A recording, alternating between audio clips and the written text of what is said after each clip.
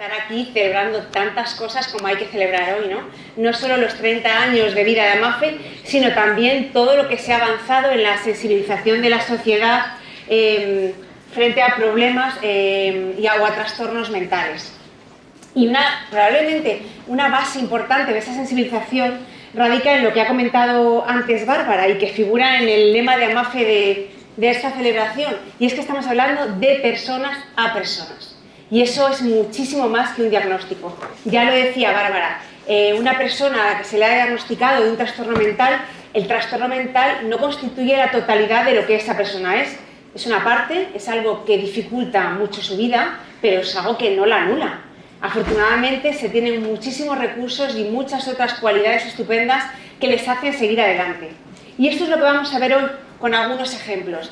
Vamos a hablar de 3 personas que tuvieron dificultades, pero porque tuvieron algún tipo de trastorno mental, pero que gracias a algunas cualidades muy especiales han conseguido que tanto su obra como su vida trascienda y llegue hasta nosotros. Vamos a hablar entonces del arte más allá de las dificultades. Y vamos a hablar de 3 disciplinas artísticas. Por un lado, la pintura, por otro lado, la literatura y finalmente de la música. Y esperamos que sea un ratito, pues agradable. No creo que seamos capaces de dar un diagnóstico exacto de lo que a estas personas les pasó, y tampoco creo que sea muy importante. Sabemos que tuvieron algún problema y ya está. Ya es bastante difícil diagnosticar hoy en día cuando está el médico delante de la persona, como para diagnosticar a personas que murieron hace más de 100 años y de las que solo tenemos pues algunos manuscritos y la correspondencia que mantuvieron. Pero sí que sabemos que tuvieron algún tipo de dificultad.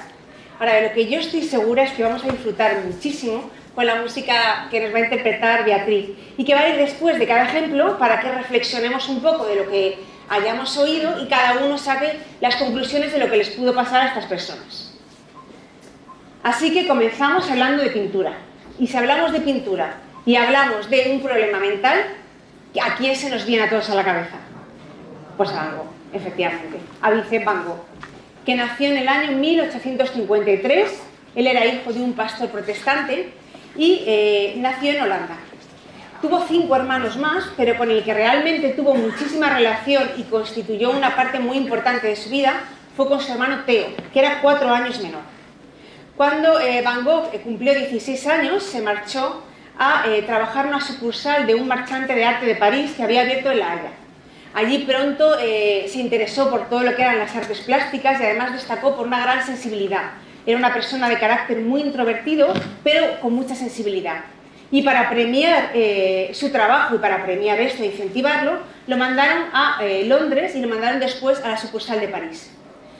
Cuando estaba en París tuvo como una especie de arrebato religioso, una exaltación religiosa, necesitaba hacer algo para ayudar al resto de las personas y se dio cuenta que en el mundo del arte no podía hacerlo, así que decidió que quería hacerse pastor protestante, igual que su padre. Se marchó a estudiar a la escuela de pastores evangelistas de Bruselas y desde allí le enviaron a una región del sur de Bélgica a trabajar con mineros. Es cuando empieza a dibujar estos primeros bocetos, porque lo que él hizo para poder dibujar esto fue irse a trabajar, irse a vivir, irse con los mineros sin poco absorber todo el ambiente que tenían y la miseria en la que vivían. De hecho, le llamaban el Cristo de las minas de carbón.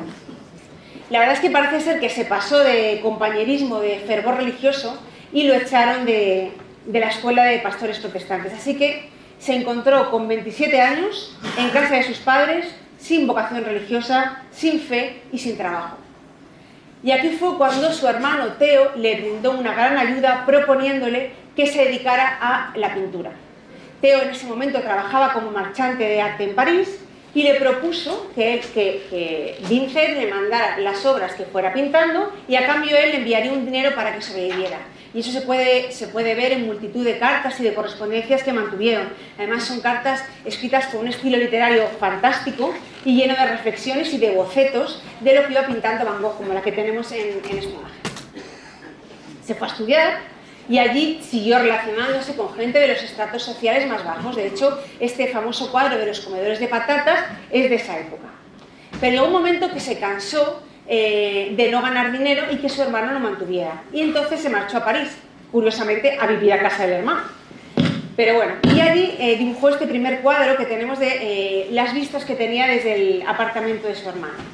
Aquí se entregó a una actividad febril de pintar y pintar y pintar. De hecho, había veces que prácticamente no se alimentaba y se pasaba 3 días a base de café y de pan y de alcohol.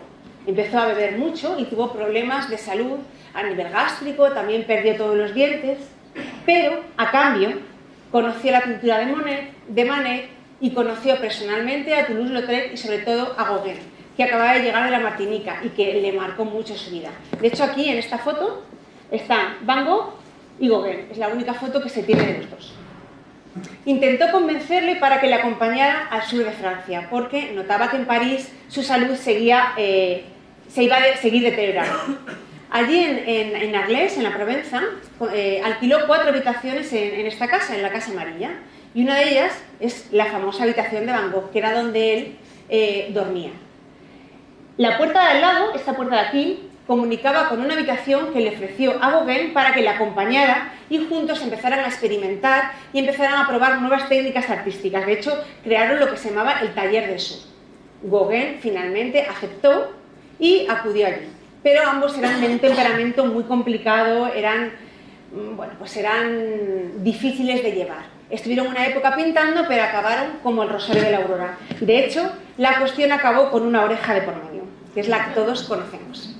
No sabemos qué pasó después de aquella discusión, sabemos que la oreja acabó un poco rasgada, no se la llegó a cortar, se lesionó un poco el lóbulo nada más, pero después de esa discusión Gauguin se marchó y Van Gogh decidió de manera voluntaria ingresar en un sanatorio mental que había cerca de donde él vivía.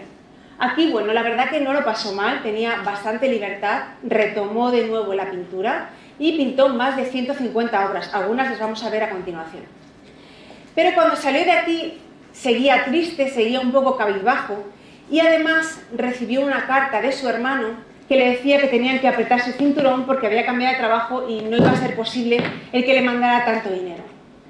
La cuestión es que no sabemos si fue por esto, no sabemos si fue un accidente. El caso es que Van Gogh, con la edad de 37 años, murió por un disparo de bala, que se cree que fue suyo. Hay tantos mitos en relación con Van Gogh, lo de su oreja es uno de ellos, cómo murió es otro de ellos, y todavía llegan hasta nuestros días. De hecho, esta pistola se supone que es la pistola con la que él murió y apareció en una finca en el pueblo de la Provenza donde él vivía en los años 70. Se ha dicho que era suya y en junio de este año se subastó por más de 160.000 euros. Con lo cual, como veis, sigue generando mucho misterio y mucha literatura todo lo que es la vida de Van Gogh. Pero nosotros vamos a olvidarnos de su oreja, vamos a olvidarnos de los problemas que tuvo y vamos a centrarnos en su arte y en lo que esto nos puede inspirar a nosotros, ¿no? No sé lo que te inspira a ti, Beatriz. Bueno, pues hola, buenas tardes. Nada, para mí Van Gogh era una persona pues muy creativa, muy pasional y cuya vida estuvo siempre marcada por una profunda soledad. Igual que vamos a ver en la obra que voy a interpretar ahora, que con su aire de danza lenta es como que nos envuelve en una atmósfera de melancolía en la que la angustia y el deseo nos va agitando para desembocar después en la calma del recuerdo triste y lejano. Es la segunda de las 3 danzas argentinas del compositor Alberto Ginastera, La Moza Donosa. Gracias.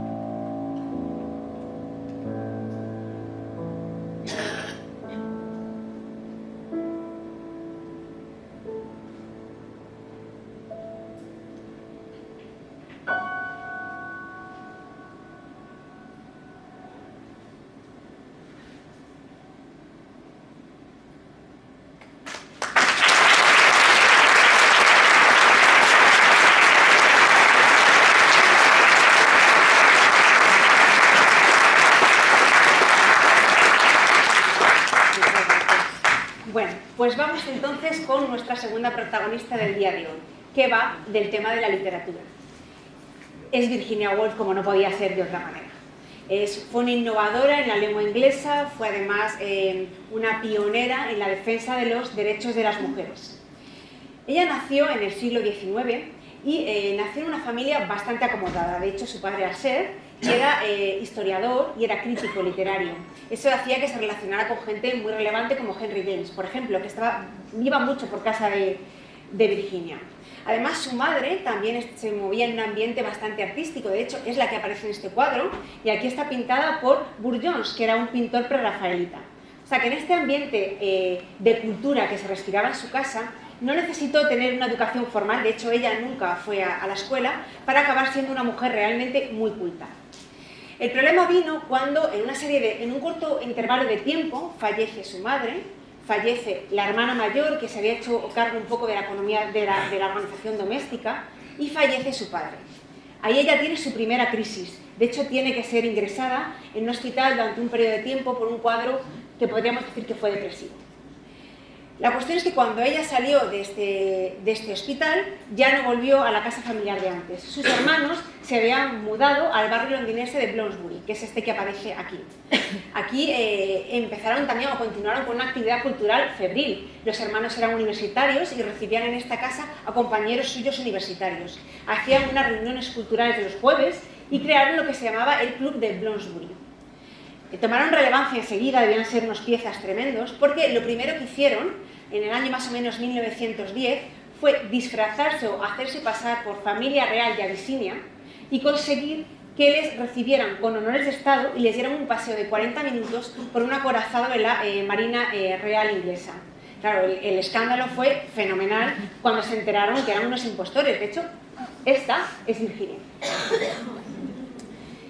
El caso es que en realidad todos eran unos niños de familias bien, todos venían de familias victorianas, pero estaban en contra de la moral establecida. Eran unos inconformistas y además con sus escritos y con su manera de vivir así lo demostraban. Aquí había gente tan relevante como por ejemplo Bertrand Russell o Foster. Ellos defendían los derechos de los homosexuales, defendían el papel de la mujer en el arte y también defendían los matrimonios no monógamos. Y en este ambiente fue donde Virginia conoció a su marido, a Leopold Wolff.